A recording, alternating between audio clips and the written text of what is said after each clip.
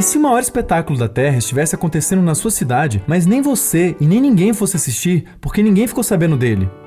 Que triste seria isso, né? E é isso que está acontecendo nesse exato momento em vários lugares do mundo. Mas ainda bem que fizemos esse vídeo para contar a vocês sobre isso. Antes de continuar o vídeo, conheça a nossa campanha no Patreon. Saiba como você pode contribuir para o crescimento no Minutos Psíquicos, ganhar ilustrações dos vídeos e ficar por dentro dos bastidores do canal. O espetáculo do qual vamos falar hoje é conhecido como evolução biológica. A evolução se refere ao fato de que seres vivos mudam e que novas espécies surgem a partir de espécies anteriores que foram mudando ao longo do tempo. Por mais simples que pareça essa ideia, demorou muito tempo para percebermos que a natureza funciona dessa maneira. Isso porque a evolução é muitas vezes um processo sutil, lento e invisível aos nossos olhos.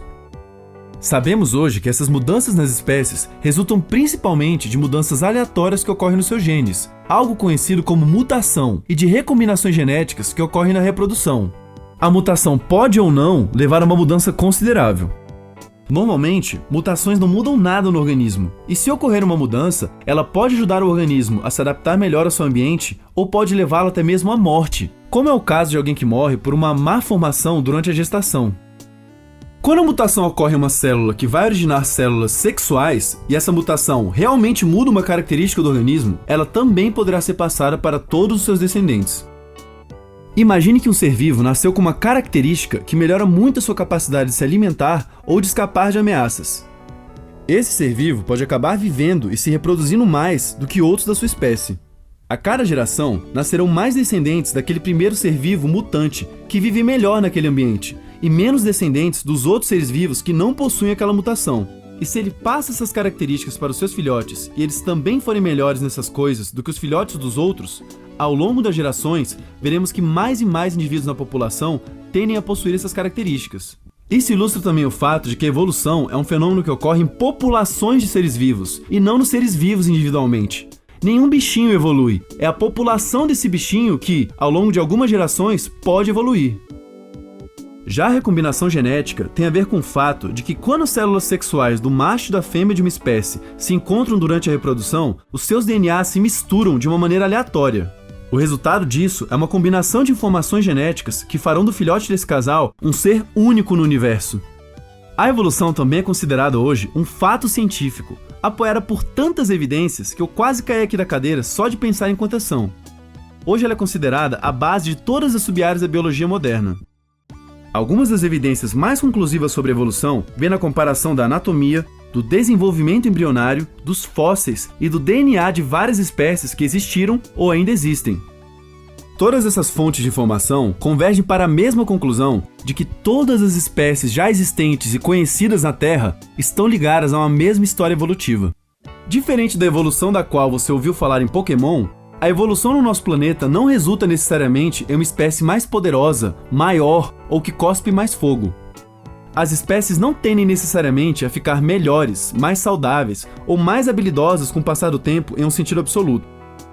Estar melhor adaptado pode significar ter dentes maiores ou ter dentes menores. Depende das pressões impostas pelo ambiente. Diferente também de Pokémon, na evolução biológica não ocorrem saltos.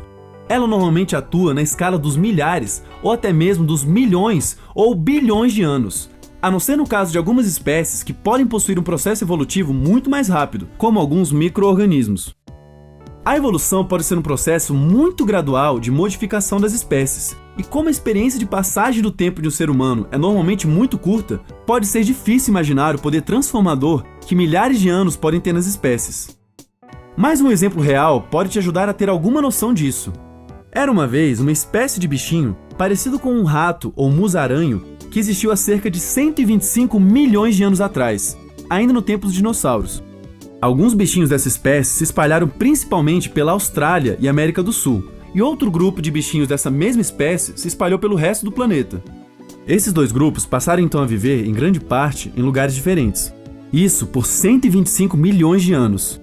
Depois desse tempo todo, esses grupos mudaram tanto e se tornaram tão diferentes um do outro que mesmo ao se encontrarem novamente, eles não se reconheciam como sendo aparentados e não reproduziam entre si. Isso é o que chamamos de especiação, quando uma espécie dá origem a outras. Um dos processos biológicos mais importantes que ajuda a explicar o tipo de evolução que ocorreu nesse exemplo é a seleção natural. Mas outros processos como a seleção sexual e a deriva genética também são importantes para entender como ocorre a evolução. Um desses grupos de bichinho deu origem ao que hoje chamamos de mamíferos marsupiais, e o outro grupo deu origem aos mamíferos placentários. Mas mesmo se separando por milhares de anos, muitos bichinhos desses dois grupos viveram em ambientes muito parecidos. Ambientes parecidos exercem pressões parecidas sobre os organismos que vivem nele. Pressões parecidas favorecem características parecidas dos organismos. Isso tanto é verdade que, de maneira separada e independente, surgiu na América do Norte um tipo de tigre-dente de sabre a partir daqueles bichinhos que tinham ido para lá. E também surgiu na América do Sul um outro tipo de tigre-dente de sabre, mas os dois tinham características muito semelhantes, como caninos grandes que ajudavam a matar mais rapidamente outros animais. Soluções parecidas para resolver problemas parecidos.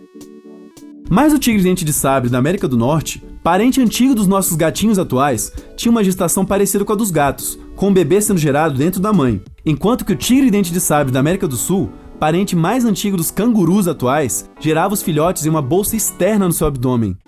Existem muitos outros exemplos desse fenômeno que chamamos de convergência evolutiva, ou seja, a tendência de espécies que vivem em ambientes parecidos, mesmo possuindo ancestrais diferentes, apresentarem características parecidas. Ajude nosso canal a sobreviver e se expandir curtindo, compartilhando nosso vídeo nas suas redes sociais e se inscrevendo no nosso canal. O Minutos Psíquicos é produzido pela Columba Vídeo. Você precisa de um vídeo publicitário, institucional, didático? Mande um e-mail para videospsíquicos@columbabsb.com.